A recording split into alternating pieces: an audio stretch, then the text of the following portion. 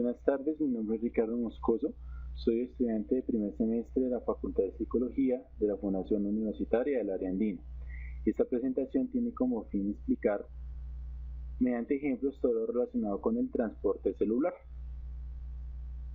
Empecemos. El transporte celular lo podemos dividir en dos: transporte pasivo y transporte activo. El transporte pasivo se realiza por medio de difusión simple y difusión facilitada. Y en el transporte activo tenemos el transporte activo primario, transporte activo secundario y transporte activo por vesículas, que a su vez se subdividen en endocitosis y exocitosis. Y tenemos un tercer proceso llamado ósmosis, que lo veremos más adelante.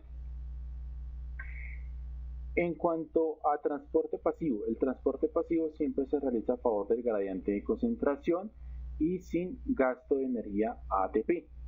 Este proceso lo podemos encontrar en la respiración. Vamos a encontrar el proceso de difusión simple. La difusión simple se realiza mediante el paso de moléculas de más concentradas a las menos concentradas. Entonces la respiración se realiza por dos ejercicios: inspiración y expiración. En la inspiración ingresa el oxígeno a los pulmones, llega a las partes más pequeñas que son los alvéolos pulmonares. Los alvéolos pulmonares están recubiertos por una red de capilares, que son las que vemos acá. Y en este zoom vamos a ver cómo se realiza el intercambio de gases. Los alvéolos pulmonares en este caso están ricos de oxígeno. Y en los capilares, que está conformado por una vena y una arteria, las venas son las encargadas de transportar la sangre desoxigenada y las arterias la sangre oxigenada. Entonces llegan la sangre desoxigenada, y como aquí hay menos concentración de oxígeno y en los alvéolos pulmonares hay mayor concentración de oxígeno, entonces el oxígeno va a ingresar por medio de una membrana. Estas membranas de la parte alveolar y de la parte capilar son semipermeables, entonces como tienen permeabilidad van a permitir el paso de oxígeno. Entonces pasa el oxígeno y las arterias van a transportar la sangre oxigenada. Entonces pasó de la más concentrada a donde no hay oxígeno. Entonces pasó oxígeno de lo más concentrado a lo menos concentrado. Y aquí sucede lo contrario. Como aquí la sangre venosa viene desoxigenada pero está con alto nivel de CO2, el CO2 va a ingresar de una parte más concentrada a una parte menos concentrada. Entonces el CO2 va a ingresar y va a ser expulsado por medio de la expiración. Vamos a continuar con el proceso de difusión facilitada. El proceso de difusión facilitada se da por medio de unos canales o por medio de unas moléculas de ayuda que van a permitir el ingreso de sustancias. Vamos a colocar como ejemplo la captación de la glucosa. La captación de la glucosa, vamos a hacer de cuenta que esta es la sangre y vamos a hacer de cuenta de acá que ese es el espacio celular o el espacio de la célula. Tenemos una molécula o varias, aquí vamos a hacer cuenta que hay varias moléculas de glucosa. La célula necesita que la glucosa ingrese, pero resulta que la glucosa no puede ingresar sola, necesita un medio de ayuda. En este caso hay una molécula especial que le va a permitir el ingreso a la célula de esa glucosa. Esa molécula se llama la insulina.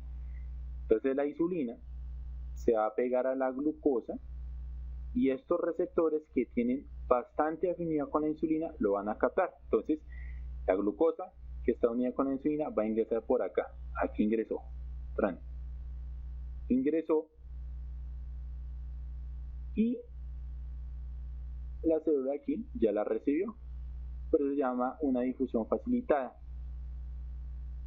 que por medio de una molécula le permite la ayuda, en este caso a la glucosa, a ingresar al espacio celular. La ósmosis. La ósmosis es otro proceso que nosotros podemos encontrar en los tipos de transporte.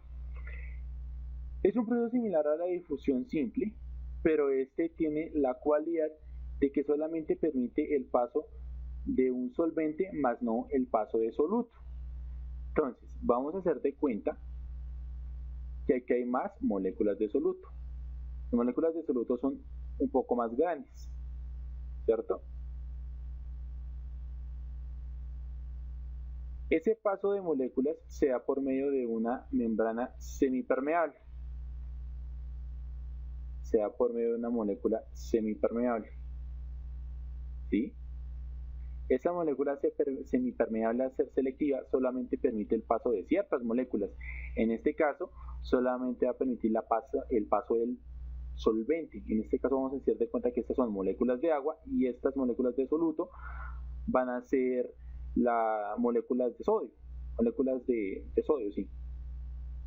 Y solamente esta membrana ser selectiva va a permitir solamente ese paso de moléculas. Por lo tanto, es más fácil de que pasen moléculas de solvente que de soluto. Estas de soluto no van a pasar, se van a quedar acá. De este fenómeno de ósmosis, de que solamente se permite el paso de solvente y no de soluto, se pueden derivar tres procesos. Estos tres procesos son la solución hipotónica, la solución hipertónica y una solución isotónica. En la solución hipotónica sucede cuando hay gran concentración de soluto en un espacio interior, pero en el exterior hay pobre nivel de soluto. Este de acá que estoy dibujando es el solvente. Digamos que tomemos el mismo ejemplo. Agua con sodio. El sodio es el soluto y el agua es el solvente. Como vimos de que esta es una capa semipermeable que es selectiva, solamente permite el paso de ciertas sustancias, en este caso es el agua, entonces es más fácil que el agua ingrese por acá, que el agua ingrese, pero estas moléculas de soluto no van a ingresar, solamente las moléculas de solvente. Esto va a producir un incremento del tamaño de la célula, así que la célula se va a hinchar. En la solución hipertónica sucede lo contrario. Nosotros tenemos una gran concentración de soluto en el exterior, pero una poca concentración de soluto en el interior de la célula.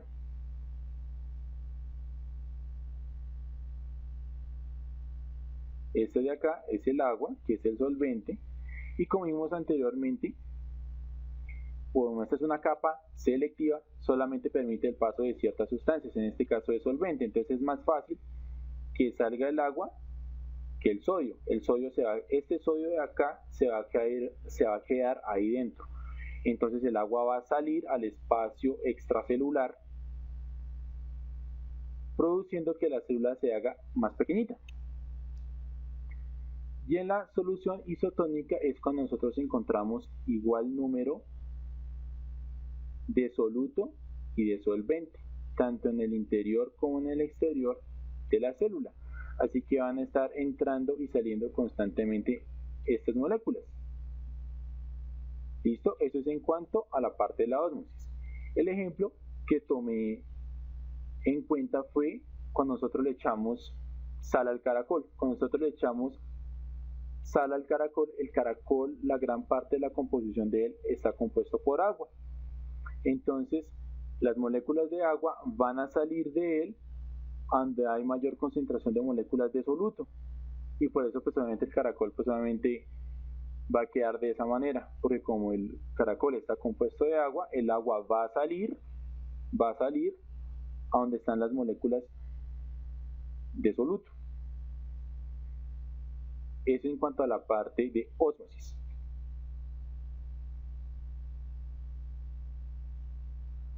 Ahora vamos a empezar con lo que tiene que ver con el transporte activo. El transporte activo, empecemos con el primario. Entonces, el transporte activo se realiza por gasto de energía ATP. El ejemplo es la bomba sodio-potasio. La bomba sodio-potasio funciona de la siguiente manera. Estas moléculas que vemos de acá son moléculas ATPasa. ¿Qué va a permitir esto? Va a permitir aquí el ingreso de moléculas de sodio.